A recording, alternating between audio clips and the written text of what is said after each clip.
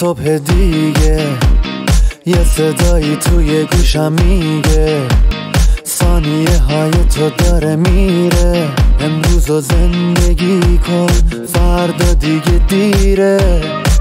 نم بارون میزنه به کوچه و خیابون، یکی میخنده یکی غمگینه. زندگی اینه همه قشنگیش همینه. خورشید و نور و ابرای دور و هرچی که تو زمین و آسمون